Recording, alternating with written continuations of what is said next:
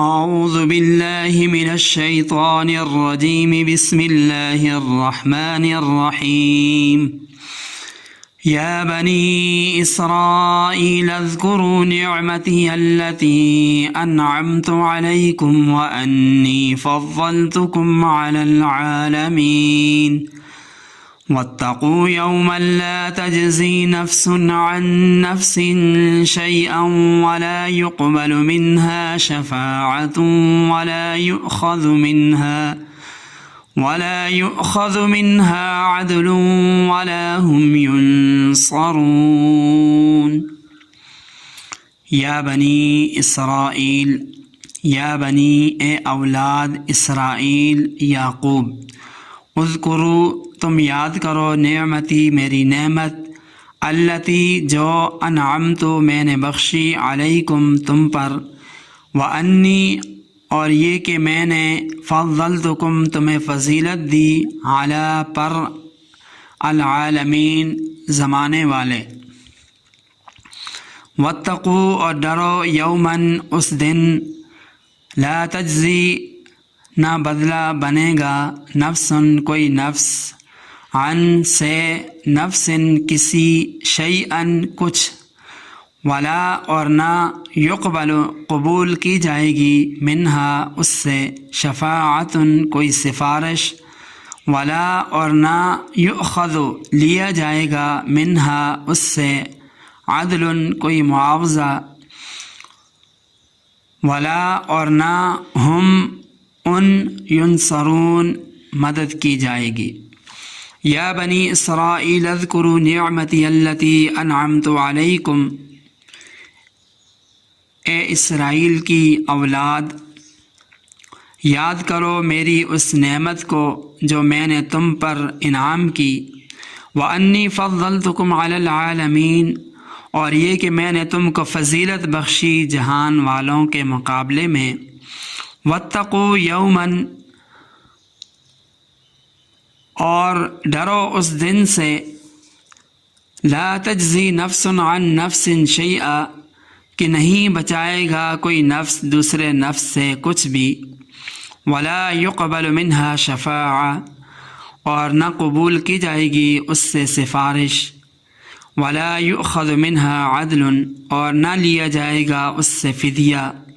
ولا هم ینصرون اور نہ ان کی مدد کی جائے گی۔ گزشتہ پورے رکوع کے اندر بنی اسرائیل کو خطاب کر کے اللہ تعالیٰ نے اجمالی طور پر اپنی بعض نعمتیں یاد دلائی تھیں۔ اب ان آیات سے ان انعامات احسانات کا تفصیلاً بیان فرمایا جاتا ہے، اور مقصد اس سے یہی ہے کہ یہود مدینہ ایک طرف تو اللہ تعالیٰ کی اپنی قوم پر گزشتہ عنایتوں کو دیکھیں، اور دوسری طرف اپنے قوم کی گزشتہ تقصیرات کوتاہیوں کو دیکھیں تو لا محالہ اللہ تعالیٰ سے شرمائیں، اور گزشتہ سے سبق لیتے ہوئے اب اللہ تعالیٰ کے احکامات کو قبول کر لیں، اور اللہ تعالیٰ کی آخری کتاب قرآن کریم جو نبی آخر الزمان صلی اللہ علیہ وسلم پر نازل کی گئی ہے اس پر ایمان لے آئیں۔ چنانچہ ان آیات میں پہلے فرمایا یا بنی اسرائیل اذکروا نعمتی التی انعمت علیکم وانی فضلتکم علی العالمین، تو یہاں سب سے پہلے نعمت تفضیل کو ذکر فرمایا۔ دنیا میں ایسا بہت کم اتفاق ہوتا ہے کہ دین اور دنیا دونوں کی سعادتیں ایک جگہ جمع ہو جائیں، لیکن بنی اسرائیل کی تاریخ ہے کہ اللہ تعالیٰ نے اس قوم کو عزت شرف بخشا، چنانچہ اس قوم بنی اسرائیل کو دنیا کی بادشاہت کے ساتھ ساتھ دین کی بادشاہت بھی عطا کی۔ دنیاوی بادشاہوں میں حضرت سلیمان علیہ السلام، حضرت داؤد علیہ السلام جیسے اولو العزم بادشاہ بھی ہوئے، اور حضرت یعقوب علیہ السلام سے لے کر حضرت عیسیٰ علیہ السلام تک جو تقریباً 2000 سال کا زمانہ بنتا ہے، اس میں تقریباً 70,000 انبیاء علیہ السلام بنی اسرائیل میں مبعوث ہوئے۔ اب جب کہ سید الانبیاء نبی آخر الزمان محمد صلی اللہ علیہ وسلم مبعوث ہوئے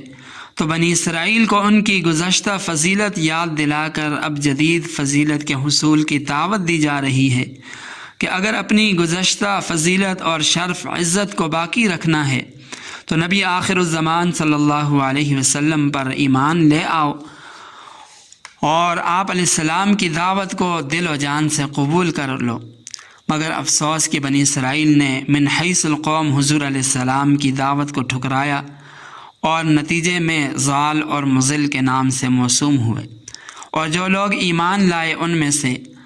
وہ خیر الامم کے لقب سے سرفراز ہوئے۔ آگے دوسری آیت کے اندر ترہیب یعنی ڈراوا اور دھمکی دی جا رہی ہے، اور فرمایا واتقوا یوما لا تجزی نفس عن نفس شیئا،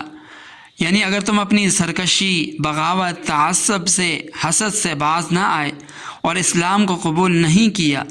اور نبی آخر الزمان پر ایمان لا کر آپ کا اتباع نہ کیا، تو یہ بات اچھی طرح سمجھ لو،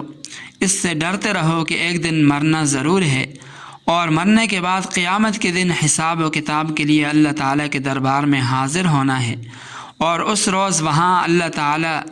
کے عذاب الہی کو کوئی شخص کسی بھی طرح دفع نہیں کر سکے گا، نہ تو کوئی تمہاری ذمہ داری لے سکے گا کہ تمہاری جانب سے تمہارے حقوق اپنے سر پر لے لے، اور نہ کوئی تمہاری سفارش کر کے عذاب کو معاف کرا سکے گا، اور نہ کوئی مال و دولت یا کوئی اور معاوضہ دے کر تمہارے جرم کا عوض دے سکے گا، اور نہ یہ ممکن ہے، اور رہائی کی کوئی شکل نہیں ہوگی۔ تو پھر تم کو عذاب الہی کا خوف کرنا چاہیے اور اسلام کو قبول کر کے شریعت محمدیہ کا پیروکار بن جانا چاہیے۔ اس آیت میں یہود کے اس باطل عقیدے کا بھی رد ہو گیا کہ جو عقیدہ رکھتے تھے کہ ہم باوجود کہ حضور علیہ السلام پر ایمان نہ لانے کے قیامت کے دن اپنے آباء و اجداد کی سفارش سے نجات پائیں گے، تو یہاں بتایا گیا کہ منکرین اسلام کے حق میں کسی قسم کی سفارش قابل قبول نہیں ہوگی۔ یہاں یہ بات بھی ذہن میں رکھی جائے کہ اس آیت کے اندر مطلقاً سفارش کی، شفاعت کی نفی نہیں کی گئی، بلکہ کفار، منکرین اور اسلام سے انحراف کرنے والوں کی سفارش کی نفی مقصود ہے۔ گناہگار مسلمانوں کی سفارش جو قرآن و حدیث اور دوسری آیات سے، احادیث نبویہ سے ثابت ہے، اس کی نفی کرنا مقصود نہیں ہے۔ گناہگار مسلمانوں کے حق میں سفارش ہوگی اور وہ سفارش برحق ہے، اس کا جائز ہونا ہمارے عقائد میں سے ہے۔ تو یہاں ان آیات کے اندر بنیادی طور پر یہی درس دیا گیا کہ اللہ تعالیٰ کی اگر کسی شخص پر نعمتیں ہوں، اللہ تعالیٰ کسی شخص کو انعامات سے، احسانات سے نوازے، تو اس کو اللہ تعالیٰ کی ان نعمتوں کا شکر کرنا چاہیے، ان کی قدر کرنی چاہیے، اور اللہ تعالیٰ کے ان نعمتوں کا منکر ہو کر اللہ تعالیٰ کے احسانات کا منکر نہیں ہونا چاہیے، ورنہ عذاب علیم ایسے شخص کا مقدر ہوگا۔ وآخر دعوانا ان الحمد للہ رب العالمین۔